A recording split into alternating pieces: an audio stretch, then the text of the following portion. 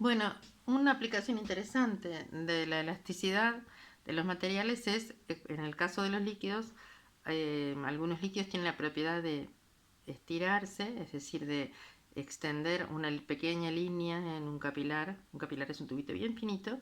Si ponemos un líquido en él y lo calentamos, algunos líquidos se estiran que con la misma cantidad de calor que le aplicamos, se logra la misma variación del largo de esa línea de líquido. Entonces esa es una propiedad termométrica. La elasticidad es una propiedad termométrica. Entonces se toma esto, por ejemplo, pasa con el mercurio, pasa con el alcohol, entonces se usa alcohol coloreado, y así se les ocurrió a algunos científicos también fabricar termómetros. Es decir, cómo medimos la temperatura, cómo medimos la variación de la temperatura de acuerdo al largo de esa línea de líquido. Entonces se fabrican de esta manera, se pone un líquido, una reserva de líquido, y luego se conecta, a eso se le llama bulbo, y se le conecta un capilar que es un tubito bien finito. Entonces al calentarlo se puede usar como sustancia termométrica, sí, para la misma variación de temperatura se obtiene la misma variación del largo de esa línea, ¿verdad? Entonces, en esos líquidos que tienen esa propiedad de elasticidad, no con la fuerza aplicada, sino con la temperatura aplicada, con la variación de temperatura, después se recubre con un vidrio para protegerlo y se hace una escalita. Entonces, la sustancia termométrica, dijimos, tiene que tener esa propiedad de un estiramiento a la misma variación de temperatura, la misma variación de longitud de esa línea. Puede ser mercurio, puede ser alcohol.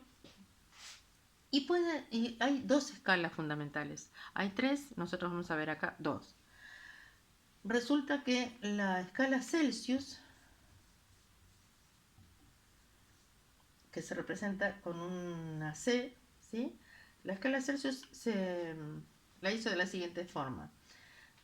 Tomó el termómetro fabricado sin marcarle nada y lo puso en el punto de hielo, que quiere decir agua pura con hielo a la presión de una atmósfera, y marcó hasta dónde llegaba el líquido. Supongamos que llegaba hasta acá, ¿sí? Y a ese valor le puso 0. A ese valor le llamó 0, 0 grados Celsius. Luego tomó como el líquido se iba a estirar a medida que lo calentaba, lo puso en agua hirviendo, en punto vapor. Y entonces el líquido se estira y va a llegar hasta acá, supongamos. A ese valor le dio el valor de 100. Luego dividió esa distancia en 100 partes iguales y ahí obtuvo la escala Celsius, por eso es una escala centígrada.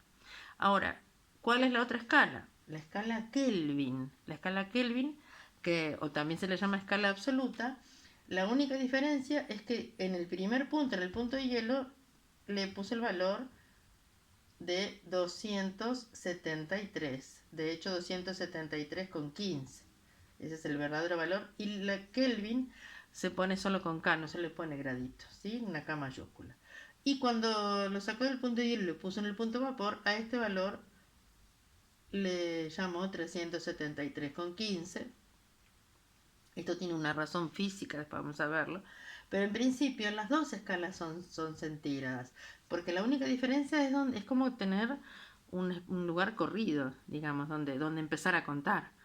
¿Sí? Pero en realidad, como estos son también 100 grados, cada gradito es igual. Así que el tamaño de un grado Celsius y el tamaño de un grado Kelvin es el mismo. Los valores de una cierta temperatura expresados en Celsius o expresados en Kelvin difieren en 273. Por ejemplo, 20 grados Celsius se le suman. Este 273,15 lo vamos a dejar aproximado a 273 por ahora, ¿sí? Para simplificar algunas cuentas. Les vamos a ver.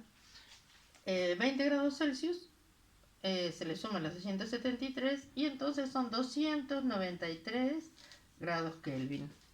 ¿Sí? Ambas escalas entonces son centígrados, por eso no es correcto cuando se dice, a veces se da el informe del tiempo en un informativo y se dice, hoy hay 22 grados centígrados. No, porque en realidad si fueran 22 grados Kelvin, también serían centígrados y estaríamos todos muertos de frío, porque realmente sería una temperatura no la podríamos resistir. Y si lo que queremos es pasar de, o sea, que la temperatura en Celsius se le suman 273 para obtener la temperatura en Kelvin. Y si yo quiero saber, bueno, 350 grados Kelvin, ¿cuántos grados Celsius son? Le resto 273. Así que sería 7, 7, ¿verdad? 77 grados Celsius son 350 grados Kelvin. ¿Está bien? 7 y 3, 10. 7 y 7, 14, 15. Y está. Porque ya tengo ahí el resultado. Entonces, ven que siempre los grados Kelvin se pueden pasar a Celsius y los grados Celsius se pueden pasar a Kelvin, aunque en la mayoría de nuestros termómetros están expresados en grados Celsius. No, obviamente los termómetros no pueden medir cualquier temperatura. En general, la temperatura que miden es una temperatura dentro de un rango relativamente pequeño, es decir, se inicia, lo más frío que puede existir es menos 273 grados Celsius, o sea, el 0 Kelvin, pero eso se llama cero absoluto, aunque teóricamente no hay un límite superior. Por ejemplo, en el Sol hay millones de grados y en un volcán también hay miles y miles de grados, en un horno hay miles de grados, un horno, yo qué sé, para producir vidrio, por ejemplo. Eh, pero como límite inferior, sí, el menos 273 grados Celsius o el 0 Kelvin, físicamente no habría la posibilidad de sobrepasar ese límite inferior. ¿Ok?